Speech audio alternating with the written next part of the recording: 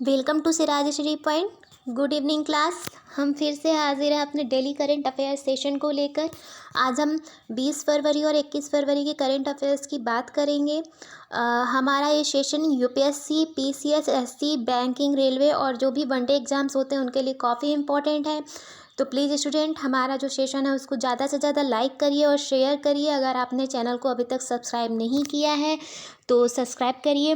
कुछ टाइम से हमारा जो सिराजश्री पॉइंट है थोड़ा सा कंटेंट प्रोवाइड करने में प्रॉब्लम्स हो रही हैं। कुछ हमारी जो टीम है वो थोड़ा सा बिजी चल रही है अपनी स्टडी को लेकर, बट आने वाले टाइम में हम लोग डेफिनेटली आपको अच्छे सेशंस प्रोवाइड करेंगे और आपकी जो करंट अफेयर्स की क्लासेस हैं वो डेली बेसिस पे जो हो रही थी वो फिर से कंटिन्यू रहेंगी। तो प्लीज़ डेली क्लास करिए, क्योंकि ये डेली क्लासेस आपके एग्ज़ाम के लिए बहुत इंपॉर्टेंट है और आने वाले टाइम में आपको डेफिनेटली पता चलेगा कि आपके एग्ज़ाम्स क्रैक होंगे तो आपको क्वेश्चंस डेफिनेटली उससे मिलेंगे और आपके क्वेश्चन डेफिनेटली इसमें से फंसेंगे। तो प्लीज़ आप चैनल को सब्सक्राइब ज़रूर करिए और हमारे जो हम लोग कंटेंट प्रोवाइड करते हैं उसे डेली बेसिस पे देखिए और आपके जो भी कमेंट हो उन्हें कमेंट सेक्शन में ज़रूर पिन करें और हमारे सेशन को लाइक करें और ज़्यादा से ज़्यादा शेयर करें जिससे ज़्यादा से ज़्यादा स्टूडेंट इसका फ़ायदा उठा सकें। ठीक है, तो चलिए स्टार्ट करते हैं हम अपने आज के सेशन को हमारे पहले क्वेश्चन से। हमारा पहला क्वेश्चन है, अमेरिका के 46th राष्ट्रपति कौन है। ठीक है, तो अमेरिका के जो 46 राष्ट्रपति यानी कि 46 यूएसए प्रेसिडेंट जो अभी करंट में है जो बाइडेन, वो हैं।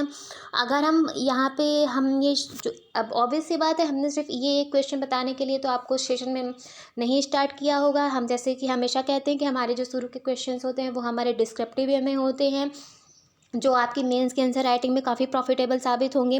तो इसलिए यहाँ पे हम बात करेंगे डोनाल्ड ट्रम्प जी की, जो हमारे 45th प्रेसिडेंट रह चुके हैं, जो अभी करंट में प्रेसिडेंट नहीं हैं। यहाँ पे एक्चुअली हुआ क्या है कि अमेरिका की यानी कि यूएसए की एक एजेंसी है नारा। यहाँ पे नारा का फुल फॉर्म है national archives and records administration. ठीक, यहाँ पे इसका फुल फॉर्म क्या है, national archives and records administration. यहाँ पे अगर हम आर्काइव्स की बात करते हैं तो maybe I think most of the students आप लोग जानते होंगे कि आर्काइव्स वो चीज़ें होती हैं जो हम किसी चीज़ को, जो हमारी चीज़ें ऐतिहासिक होती हैं या फिर हमारे कोई रिटन कंटेंट होता है उसको हम सुरक्षित करके रखना चाहते हैं, जिससे हम आने वाले कुछ सालों के बाद भी उसे देख सकें, उसे पढ़ सकें, तो उसे आर्काइव्स कहते हैं। ठीक है, आर्काइव्स की शॉप्स भी होती है जहाँ पे हमको पुरानी चीज़ें या फिर एक ऐसी चीज़ें मिलती हैं जैसे कार्ड्स वगैरह, जो आप लॉन्ग टाइम में आप उसको सिक्योर्ड करके चीज़ें रख सकते हो। जैसे मान लीजिए आपकी कोई बुक हो, उसे आप रख लो और एक आप बुक बॉक्स बना लो, उसमें आप वो बुक रखो और 10 साल बाद भी आप उस बुक को रीड कर सको, एज अ वो चीज़ें आर्काइव्स कही जाती हैं। तो यहाँ पे जो यूएसए की एक एजेंसी है नारा, national archives and records administration, वो जो है प्रेसिडेंट रिकॉर्ड एक्ट, यहाँ पे हम बात कर रहे हैं किस चीज़ की, मैं बता दूँ। यहाँ पे हम मेन जो बात करेंगे वो प्रेसिडेंट रिकॉर्ड्स एक्ट 1978। ये जो प्रेसिडेंट रिकॉर्ड्स एक्ट 1978 है वो जो है उसके तहत ये होता है कि जो भी यूएसए के प्रेसिडेंट जब चेंज होते हैं, यानी कि जैसे मान लीजिए पहले डोनाल्ड ट्रम्प थे, बाद में जो बाइडेन बने, तो जो भी डोनाल्ड ट्रम्प की जितनी भी उनकी बैठकें थी, जितने भी उनकी चीज़ें थी, जितने भी एज अ प्रेसिडेंट उन्होंने काम किए थे, उससे रिलेटेड जितने भी डॉक्यूमेंट्स होते हैं उसको ये एजेंसी जो होती है नारा वो सिक्योर्ड रखती है। यानी कि प्रेसिडेंट जितने भी ट्वीट्स करेगा, जितने भी यानी ट्विटर पे जितने ट्वीट्स करता है, जितने रिलेशन बनाता है अलग अलग देशों के साथ, जो बैठक करता है, उससे रिलेटेड जो भी डॉक्यूमेंट्स होते हैं उनको ये जो एजेंसी होती है नारा वो सिक्योर्ड फॉर्म में रखती है। ठीक है, तो यहाँ पे क्या हुआ है कि जब नारा डोनाल्ड ट्रम्प के बाद जो वहाँ का वाइट हाउस है वहाँ पे गई डॉक्यूमेंट कलेक्ट करने के लिए, तो बहुत सारे ऐसे डॉक्यूमेंट थे जैसे हमारे नॉर्थ कोरिया के प्रेसिडेंट जब किम जोंग के साथ उनकी बैठक हुई थी डोनाल्ड ट्रम्प की, तो वो रिकॉर्ड्स मिसिंग थे। जब जो है अटैक हुआ था वहाँ के असेंबली में जब उनके प्रोटेस्टर्स ने, डोनाल्ड ट्रंप के प्रोटेस्टर ने अटैक किया था, तो काफ़ी बड़ी न्यूज़ बनी थी। उससे संबंधित डॉक्यूमेंट्स मिसिंग थे। उन्होंने कई ट्वीट्स किए थे, उससे संबंधित वो ट्वीट्स मिसिंग हैं। ट्विटर पे वो ट्वीट्स डिलीट कर दिए गए हैं। तो कई सारे ऐसे डॉक्यूमेंट्स हैं जो अभी मिसिंग हैं। तो उसको लेकर नारा ने डोनाल्ड ट्रंप पर क्लेम किया है कि उन्होंने ये सारे डॉक्यूमेंट्स या तो वो अपने साथ ले गए जब वो वाइट हाउस से ऑब्वियसली निकले थे, तो या फिर उन्होंने उसको फ्लश कर दिया, या फिर उन्होंने उसको जला दिया, या फिर उन्होंने कुछ भी किया है, बट वो डॉक्यूमेंट्स उसे नहीं मिल रहे, जिसकी वजह से ऐसा हो सकता है कि आने वाले टाइम में डोनाल्ड ट्रंप के ऊपर केस चले। क्योंकि ये जो प्रेसिडेंट रिकॉर्ड एक्ट होता है, उसके तहत प्रेसिडेंट को अपने सारे रिकॉर्ड उसका, जो हमारी नारा एजेंसी है, उसको सौंपने पड़ते हैं। जब डोनाल्ड ट्रंप वाइट हाउस से निकल रहे थे तो उनके पास लगभग 15 बॉक्सेस थे। तो ऐसा भी अनुमान लगाया जा रहा है नारा के द्वारा कि उस 15 बॉक्सेस में से कई ऐसे जो डॉक्यूमेंट्स हैं जो ज़रूरी हैं वो ले गए हैं। यहाँ पे आप देख सकते हैं, जो हमारा प्रेसिडेंट रिकॉर्ड एक्ट की मैं बात कर रही हूँ 1978, उसके तहत ये सारी चीज़ें होती हैं। ठीक है, तो यहाँ पे मैंने जो बताया नारा एजेंसी के बारे में, एक तो आपको याद रखना है। बाकी जो आपका प्रेसिडेंट रिकॉर्ड एक्ट 1978 होता है, जिसके तहत ये सारी प्रोसीजर होती है, वो आपको याद रखना है। तो यहाँ पे 2 चीज़ें मेनली हैं जिनको आपको याद रखना है। ठीक है, और बाकी इसके पीछे मुद्दा क्या था, हमने क्यों बात की, वो आपको पता होना चाहिए। तो चलते हैं हम अपने नेक्स्ट क्वेश्चन पे। हमारा नेक्स्ट क्वेश्चन है, भारत और संयुक्त अरब अमीरात के राजनयिक संबंध किस वर्ष स्थापित हुए थे? यानी कि इंडिया और यूएई की हम बात कर रहे हैं, संयुक्त अरब अमीरात की। तो ये जो संबंध स्थापित हुए थे 1978 में हुए थे।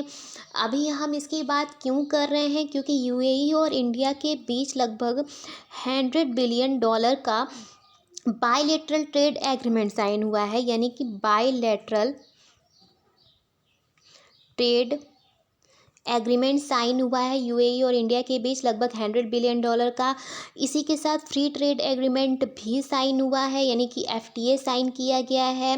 ठीक है, अगर हम इंडिया की बात करें तो इंडिया का जो एफटीए है यानी फ्री ट्रेड एग्रीमेंट है, वो 2 देशों के साथ और है। साउथ कोरिया के साथ एक है और दूसरा जापान के साथ भी है।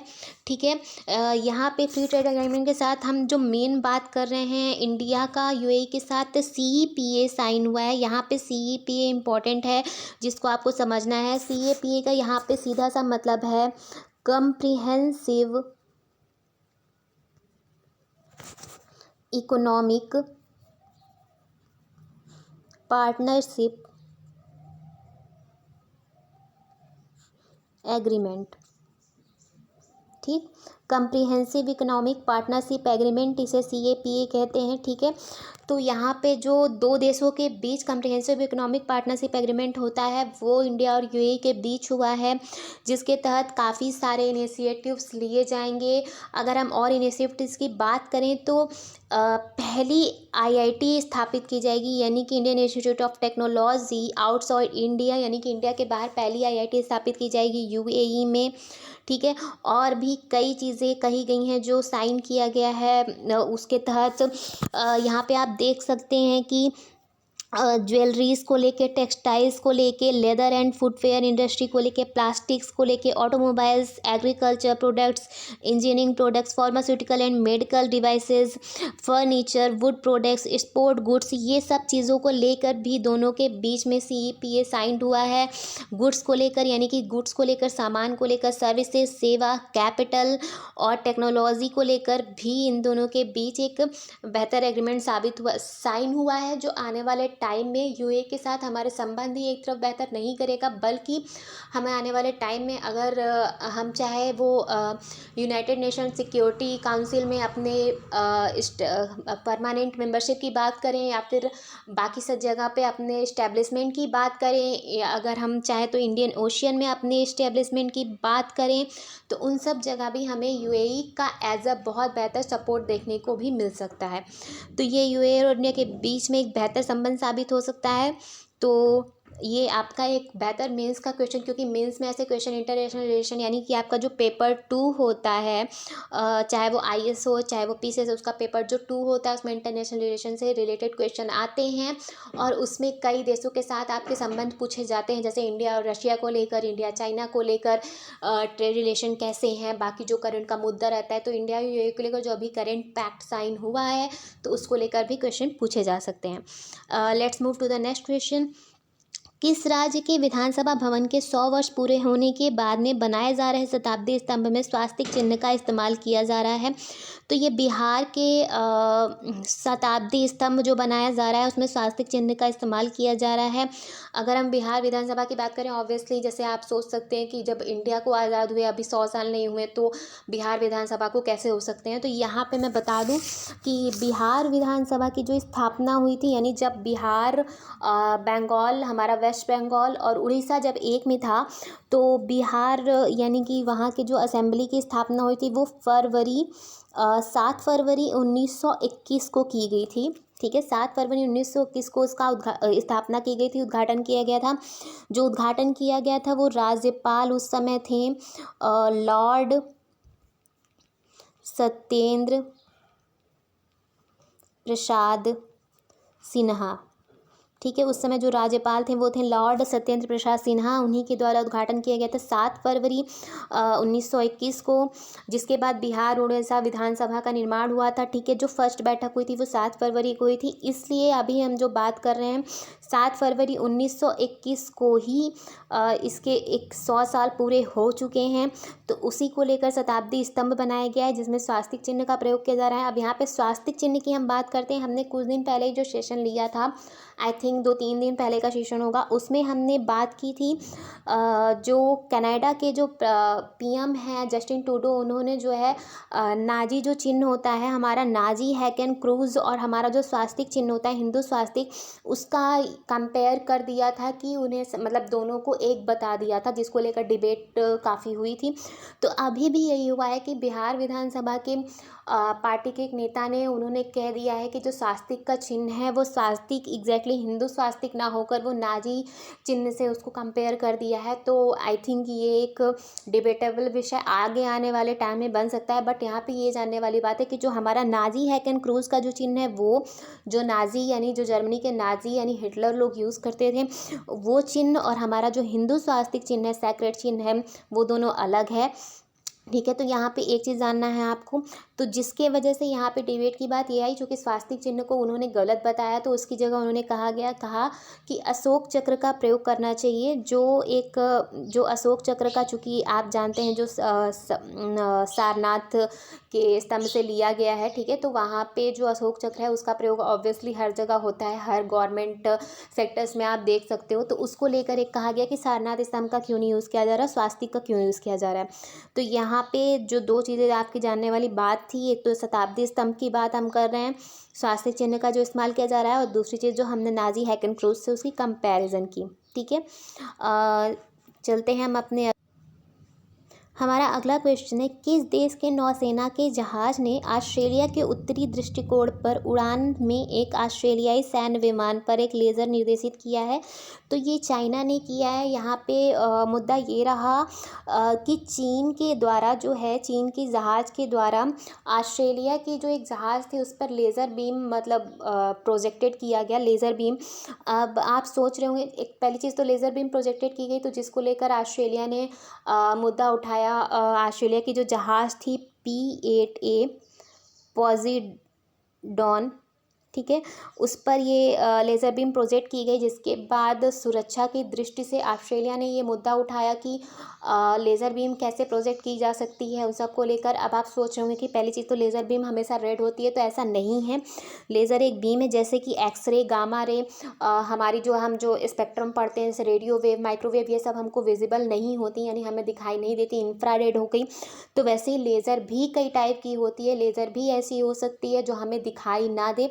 तो पहले यहाँ पे ये बात जानने लायक है। दूसरी चीज़, लेज़र काफ़ी ज़्यादा हार्ड, मतलब आप कह सकते हो उसकी वेवलेंथ बहुत ज़्यादा होती है, जिसकी वजह से ये भी हो सकता है कि उससे जो है बड़े बड़े जहाज़ या फिर उसको अटैक के लिए यूज़ किया जा सके, उससे बड़े बड़े जहाज़ों पर अटैक किया जा सके, उसको एज अ वेपन यूज़ किया जा सके। तो उसको लेकर सुरक्षा की दृष्टि से ऑस्ट्रेलिया ने उस पर क्वेश्चन किया है चाइना। यहाँ पे आप देख सकते हैं हम ये इस जहाज़ की बात कर रहे हैं। बाकी ये इंसिडेंट कहाँ हुआ तो ये मैं बता दूँ, ये टोरस स्ट्रेट करके है जो हमारे ऑस्ट्रेलिया के ठीक नॉर्दर्न एरिया में पड़ता है। पापुआ न्यू गिनी के नीचे आप ये देख सकते हो, ये लोकेशन जो है टोरस स्ट्रेट की, ठीक है। यहाँ पे आप ऑस्ट्रेलिया के लोकेशन देख सकते हो, हम इस जगह की बात कर रहे हैं, ठीक है। तो ये टोरस स्ट्रेट जो एक इम्पॉर्टेंट बन जाता है एक एरिया, तो वो आपको याद रखने की ज़रूरत है एग्जैक्टली उसकी लोकेशन कहाँ है अगर आप मैप के पर्सपेक्टिव से देखते हैं तो, ठीक है। बाकी जो मुद्दा था वो मैंने आपको बता दिया। चलते हैं हम अपने अगले क्वेश्चन पे। हाल ही में 2021 फीफा क्लब विश्व कप चैंपियन किसने जीता है? तो ये चेल्सिया ने जीता है, ठीक है। चेल्सिया ने 2021 फीफा क्लब विश्व कप चैंपियन जीता है। Let's move to the next question. Bangladesh और किस देश की वायुसेना एक संयुक्त शारीरिक एयरलिफ्ट अभ्यास कोप साउथ 22 आयोजित करेगी? तो ये यूनाइटेड स्टेट्स के साथ आयोजित किया जाएगा। बांग्लादेश यानी कि बांग्लादेश और यूएसए की जो एयरफोर्स है वो साथ में एक एक्सरसाइज करेगी, एयर एक्सरसाइज, एयरलिफ्ट, क्योंकि एयरफोर्स है। उसका नाम क्या है? Cope South 22। जैसे कि मैं पहले भी बोलती हूँ कि जो एक्सरसाइजेस से रिलेटेड क्वेश्चन होते हैं वो इंपॉर्टेंट होते हैं क्योंकि इस तरह क्वेश्चन पूछे जाते हैं। तो जो है कोप साउथ 22 हमारा इंपॉर्टेंट हो जाता है। ये आपको याद रखना है कि ये यूएसए और बांग्लादेश के बीच हो रहा है। वैसे ज़्यादातर इंपॉर्टेंट वो सारी एक्सरसाइजेज होती हैं जो इंडिया करता है, बट यहाँ पे ये भी आपको याद होना चाहिए। चलते हैं हम अपने अगले क्वेश्चन पे। विश्व पेंगोलिन दिवस हर साल किस महीने के तीसरे शनिवार को मनाया जाता है? तो ये फरवरी में मनाया जाता है। फेब के यानी कि फरवरी के तीसरे शनिवार को ये मनाया जाता है, वर्ल्ड पेंगोलिन डे। अगर हम पेंगोलिन की बात करते हैं तो पेंगोलिन, क्योंकि इससे रिलेटेड क्वेश्चन पूछा जाता है कि जो कई जानवरों की इंडेंजर्ड है, क्रिटिकली इंडेंजर्ड है, और इससे रिलेटेड मैं बता दूं कि यूपीएससी का ये बेस्ट क्वेश्चन है अगर आप इन्वायरमेंट इकोलॉजी के टॉपिक पे जाते हैं तो इंडेंजर्ड जो एनिमल्स होते हैं या फिर इंडेंजर्ड रिलेटेड जो भी आपके वो आ जाते हैं, वो इंडेंजर्ड, क्रिटिकली इंडेंजर्ड, उससे रिलेटेड क्वेश्चन पूछे जाते हैं। तो ये चीज़ आपको पता होना चाहिए। यहाँ पे हम पेंगोलिन की बात कर रहे हैं तो मैं बता दूँ पेंगोलिन जो है इंडेंजर्ड कैटेगरी में आता है, यानी लुप्त प्राय जानवर है, ठीक है। यहाँ पे आप देख सकते हैं कि एनुअल वर्ल्ड पेंगोलिन डे 19 फरवरी को इस बार मनाया गया। जो मैंने बोला कि फरवरी के तीसरे शनिवार को मनाया जाता है, तो इस बार 19 फरवरी को मनाया गया है। आप पेंगोलिन देख सकते हैं। वैसे पेंगोलिन काफ़ी मुद्दे में सुर्खियों में रहा था जब कोरोना स्टार्टिंग हुआ था, तो कोरोना को लेकर काफ़ी ये भी कहा गया कि पेंगोलिन की वजह से वो फैल रहा है, ठीक है। चलते हैं हम अपने अगले क्वेश्चन में। हाल ही में किसने 17वें वार्षिक बैंकिंग प्रौद्योगिकी पुरस्कार 2021 की घोषणा की है? तो ये भारतीय बैंक संघ यानी इंडियन बैंक एसोसिएशन द्वारा किया गया है 17वें वार्षिक बैंकिंग प्रौद्योगिकी पुरस्कार 2021 की घोषणा। विश्व सामाजिक न्याय दिवस प्रतिवर्ष की स्थिति को पूरे विश्व में मनाया जाता है। तो वर्ल्ड सोशल जस्टिस डे ये 20 फरवरी को पूरे वर्ल्ड में मनाया जाता है, ठीक है। World social justice day. अगर हम इसकी इस बार की थीम की बात करें तो इसकी थीम है achieving social justice through formed employment, ठीक। इस बार की इसकी थीम क्या है? Achieving social justice through formed employment, ठीक है। चूँकि थीम याद रखनी चाहिए क्योंकि थीम कई बार वनडे एग्जाम से पूछ लेता है, तो आपको याद होना चाहिए। सीनियर नेशनल वॉलीबॉल चैम्पियनशिप 2021-22 में किस टीम ने पुरुषों का खिताब जीता है? तो यह हरियाणा ने जीता है। हरियाणा ने सीनियर नेशनल वॉलीबॉल चैम्पियनशिप 2021-22 में मेंस यानी men's senior national volleyball championship जीती है हरियाणा ने। हमारा अगला क्वेश्चन है, हाल ही में कहाँ एशिया के सबसे बड़े बायो सीएनजी संयंत्र का उद्घाटन किया गया है? तो एशिया के सबसे बड़े बायो सीएनजी संयंत्र यानी बायो सीएनजी प्लांट का उद्घाटन किया गया है इंदौर में। यानी इंदौर कहाँ पे है? एमपी में। इंदौर आप ऑब्वियसली जानते होंगे कि सबसे क्लीनेस्ट सिटी के लिए काफ़ी 4-5 साल से वो अवार्ड जीत रही है, ठीक है।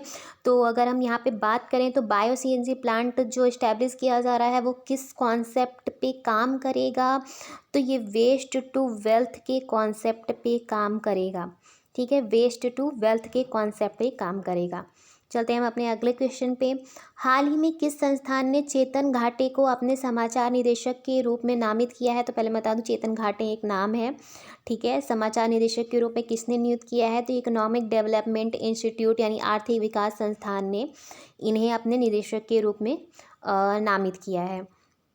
हाल ही में किसने ऑपरेशन नन्हे फरिश्ते प्रारंभ किया है, तो ऑपरेशन नन्हे फरिश्ते आरपीएफ द्वारा प्रारंभ किया गया है, यानी कि आरपीएफ यहाँ पे है रेलवे प्रोटेक्शन फोर्स, ठीक। रेलवे प्रोटेक्शन फोर्स द्वारा नन्हे फरिश्ते नाम से एक ऑपरेशन लॉन्च किया गया है। यहाँ पे नन्हे फरिश्ते की अगर हम बात करें तो ये जो है बच्चों की सुरक्षा को लेकर है, यानी कि बच्चों की तस्करी, उनके शोषण या फिर जो अनाथ बच्चे होते हैं रेलवे प्लेटफॉर्म पे बहुत बार पाए जाते हैं या फिर कहीं भी रेलवे के आसपास, तो उनकी सुरक्षा को लेकर नन्हे फरिश्ते नाम से ऑपरेशन लॉन्च किया गया है। यहाँ पे हम आरपीएफ की बात कर रहे हैं तो रेलवे प्रोटेक्शन फोर्स का जो उसका वाक्य है, ऐसा क्वेश्चन कई बार आपके डिफेंस रिलेटेड एग्ज़ाम में पूछा जाता है, तो उसका जो एक वो वाक्य है कि जिस पे वो बेसिस काम करता है, तो उसका वो है यशो लभस्व, ठीक है। क्या है? यशो लभस्व। चलते हैं हम अपने अगले क्वेश्चन पे, हमारे सेशन का आखिरी और लास्ट क्वेश्चन। भारत नवीनतम व्यापार सौदे के हिस्से के रूप में कहाँ पहला आईआईटी स्थापित किया जाएगा, तो ये यूएई, जो मैंने पहले क्वेश्चन में बताया, दूसरे क्वेश्चन में यूएई में जो हमारा पहला आईआईटी जो हमारे इंडिया के बाहर इस्टेब्लिश किया जाएगा वो यूएई में इस्टेब्लिश किया जाएगा। यूएई और इंडिया के रिलेशन बेहतर होंगे, तो वो सारी चीज़ें मैं बता चुकी हूँ। तो ये था हमारे आज के सेशन का लास्ट क्वेश्चन। स्टूडेंट, अगर आपको सेशन पसंद आए तो प्लीज़ हमारे सेशन को लाइक करें और ज़्यादा से ज़्यादा इसे शेयर करें, और अगर आपने अभी तक चैनल को सब्सक्राइब नहीं किया है तो प्लीज़ चैनल को हमारे सब्सक्राइब करें। और please Siraj study point daily ही आपके व्यूज़ का डेली वेट करता है, तो प्लीज़ आप ज़्यादा से ज़्यादा हमें अच्छे कमेंट्स दें और ज़्यादा से ज़्यादा शेयर करें, जिससे हम आगे आने वाले टाइम में आपको और बेहतर कंटेंट प्रोवाइड कर सकें। So thank you so much. मिलते हैं हम आपसे अगले सेशन में। Thank you.